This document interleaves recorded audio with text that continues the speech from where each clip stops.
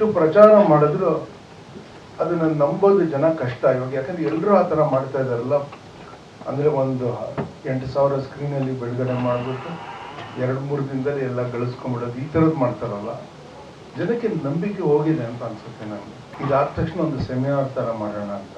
ಈಗ ಒಂದು ಸ್ವಲ್ಪ ಟೈಮ್ ತೊಗೊಂಡು ಮಾಡೋಣ, ಒಂದು ಪ್ಯಾನೆಲ್ ಡಿಸ್ಕಷನ್ ಥರ ಇಟ್ಕೊಂಡು ತಜ್ಞರನ್ನ ಈ ವಿಷಯದಲ್ಲಿ ನುರಿತ ಜನ ಯಾರು ಇರ್ತಾರೋ ಅಂತ ಕೂಡಿಸಿ ಮಾತಾಡ್ಸೋಣ.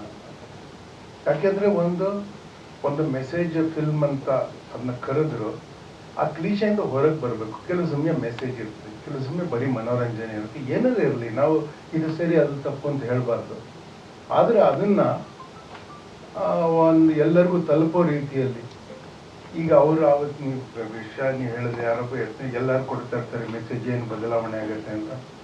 ಬದಲಾವಣೆ ಆಗುತ್ತೆ, ಆ್ಯಕ್ಚುಲಿ ಹೇಗೆ ಕೊಡ್ತಾ ಇದ್ದಾರೆ ಮೆಸೇಜ್ ಅನ್ನೋದು ಇಂಪಾರ್ಟೆಂಟ್.